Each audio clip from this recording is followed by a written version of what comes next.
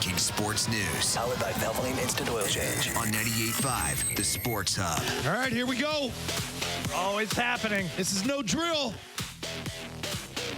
Ian Rappaport, sources. The Patriots are trading tight end Jonnu Smith to the Falcons. Man. As a former big-ticket free agent heads elsewhere and creates space for New England. And then, quote tweeting his own report, Rappaport says it's for a seventh rounder. I don't care what it's for. Yep. You just got rid of $31+ million in guaranteed money. Mm-hmm.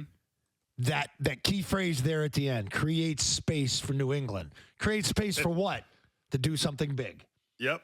That's the hope. So now, you traded away what I think is your most explosive offensive player. And I've been beating this thing like he catches the ball, Ted, but then you see his burst. You see him take off, and he can just never harness it. This tells me, too, you got an offense coordinator in here. They got around him, maybe watch him a couple workouts here and there. Now, they're not organized workouts, but you can see a guy working out, running, saying, or you watch the tape. Billy's nuts. Billy, get the tape of it. What can we do with him at this money, Billy? Is it going to be a formidable piece, or is it going to be just one of those guys that maybe gets 8 to 10 snaps a game? $11 million it frees up. He had a base of $10 million. The cap hit was over 17, dead cap 19. So the yearly cash was $11 million for 2020. We looked at these numbers, a week ago or two? And I think Beetle even looked at him like he ain't going anywhere because it was just too expensive. But, man, so Patriots moving and shaking here early on day one. They essentially just, at least it's being portrayed this way by some folks in the media here locally, that they just doubled their salary cap.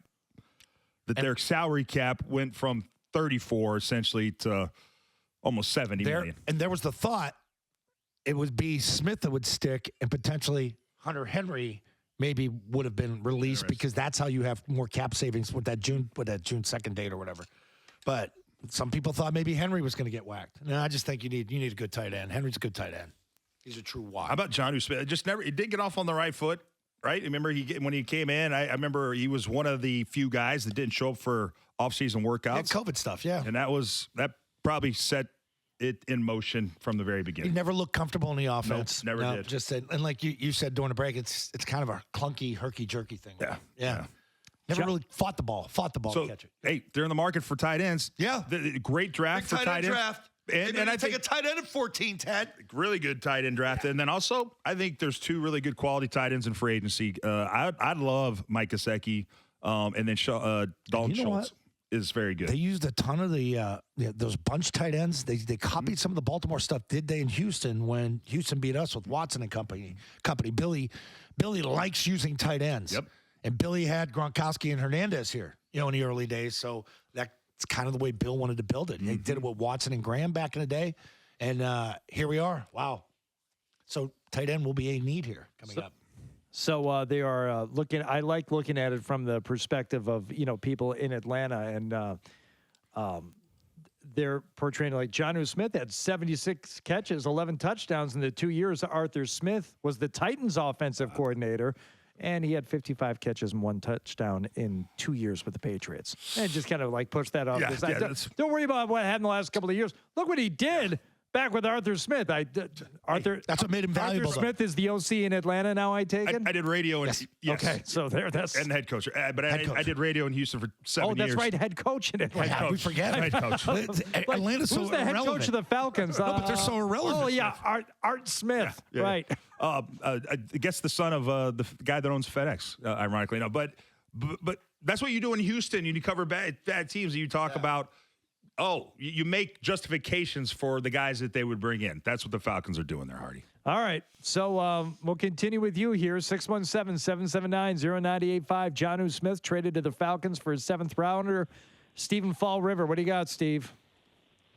I'm thinking of the Patriots in the AFC East, and these two movies come to mind. I don't know if it's Crimson Tide or The Hunt for Red October. Why are we doing submarines? Submarine, yes. Yeah. And it's going to crush depth. They're sinking. That's the Patriots in the AFC East. They're in this submarine. They're just sinking. Does anyone see what's going on here? Look at what Miami's doing. Look at what the Jets – are the Jets going to get Aaron Rodgers? Really? They got the AFC Rookie Defensive Player of the Year and the AFC Rookie Offensive Player of the Year last year. They had a wonderful draft. They're not stopping. What are we doing? We're bleeding over here. We're getting rid of Jonnu Smith. Get rid of a bad signing. I mean, yeah, bad signing. We're looking for tight ends. We're talking about taking a tackle, for God's sakes, at the 14th pick. Couldn't be any stupider than that. Why? You'll be looking at... What's wrong with taking a cornerstone tackle? What? How's that working out for you? Wasn't that Isaiah Wynn? What about no? He wasn't a cornerstone. They took him at what, 27, 28? I'm talking about taking a Nate Solder type pick around, and I think Nate was Why, what, the 18th? Was Nate Solder a good pick? Nate Solder was a fantastic Was pick. he worth a... Nate Solder? They weren't going to pay him what the Giants paid him. Steve, you won Super Bowls with the guy. Him and Vollmer were two cornerstones. They had Matt Light and those two guys, and they would rotate him to where it would be the 3 tight end package they would use. Yes, you need a big backside tackle. And then after he left, they went out and got Trent Brown.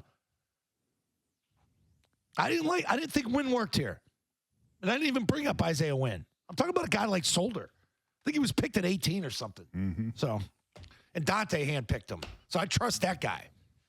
I'm a fan of the tackle. If you were to tell me the 14th pick, they're going to go get a guy to play left tackle for you for the next 10 years. If you have one of these mammoths, I'd be like, okay, sitting there, the no kid from Georgia or the kid from Ohio State. I get it. Fans are different, but it would be that I have zero problem with that pick.